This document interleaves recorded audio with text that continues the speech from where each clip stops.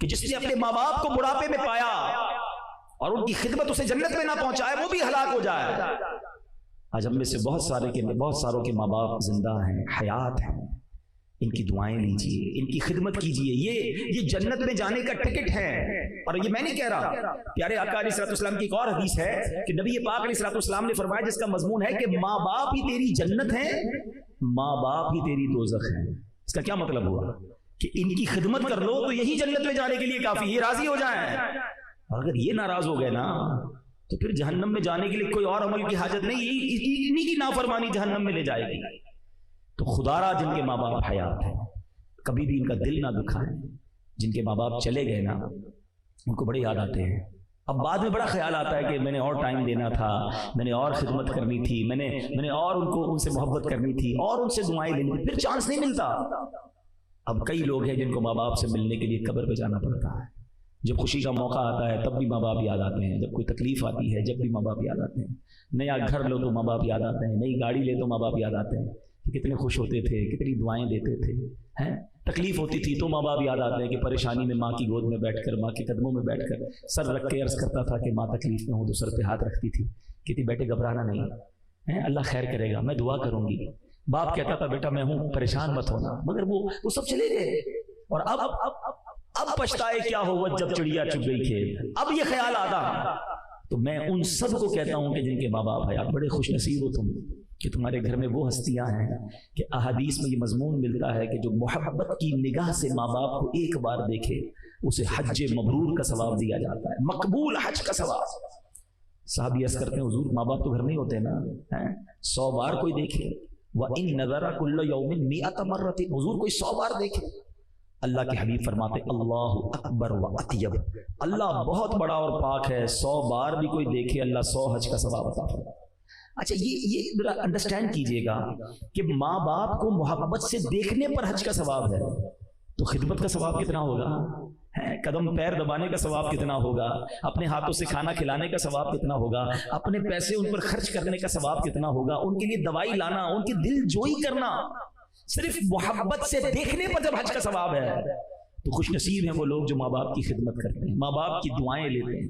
اور جس کے ماں باپ بوڑھے ہو گئے نا بیسیکلی وہ بڑا لکی ہے کہ خدمت کا موقع تو اب ملے گا نا، ساری زندگی تو ماں باپ نے خدمت کی ہماری، ہم چھوٹے تھے کھانا کھلایا، پیسے دیے، انگلی پکڑ کر چلنا سکھایا، کاروبار نوکری جو بھی ضرورت تھی ماں باپ نے کی، اپنے پیٹ کاٹ کر ہمیں کھلایا۔ اب جب وہ بوڑھے ہوئے this is the right time to react, ارے اب موقع آیا ہے تمہیں کچھ ریوارڈ حاصل کرنے کا، نیکیاں کمانے کا، اور اب بندہ اریٹیٹ ہونا شروع ہو جاتا ہے کہ مزہ نہیں آ رہا، ابو بہت زیادہ تنگ کرتے ہیں، غصہ کرتے ہیں، بار بار دوائی لینے، بار بار ہاسپٹل۔ نہیں میرے بیٹے اسلام بھاگ جاگ گئے تمہارے، نصیب جاگ گئے۔ ایسے بھی ماں باپ ہیں کہ جو خدمت کرتے ہی چلے گئے، بچوں کو خدمت کا موقع ہی نہیں ملا۔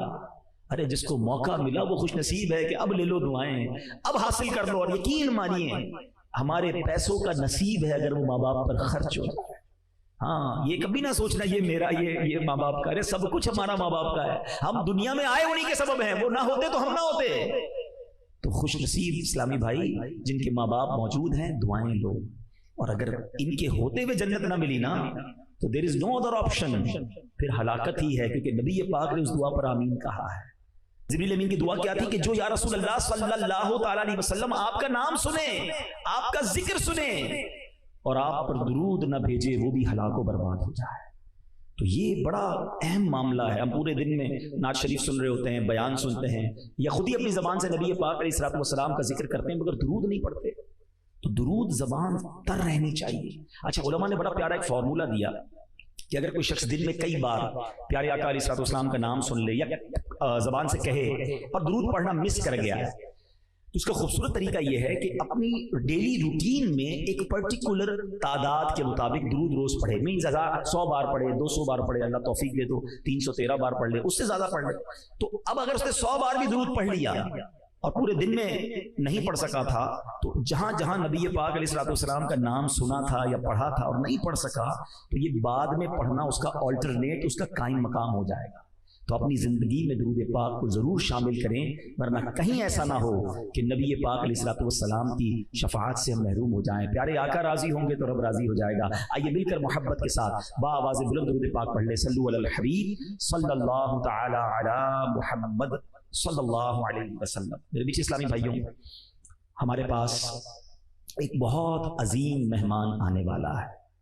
ایک ایسا مہمان آنے والا ہے کہ جو ہم سے لینے نہیں ہمیں دینے آ رہا ہے۔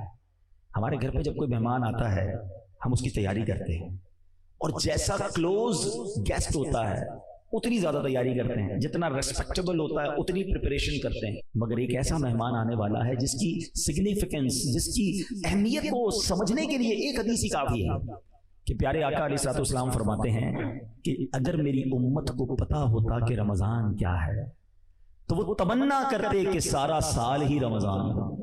ایسا کیا ہے رمضان میں کہ امت کو پتہ چل جائے، اس کی اہمیت کا اندازہ ہو جائے۔ ایک اور مولا علی شیر خدا کرم اللہ تعالی وجہ الکریم کی قول سے سمجھیے۔ آپ کہتے ہیں کہ اگر اللہ تبارک و تعالیٰ کو اس امت کو عذاب دینا ہوتا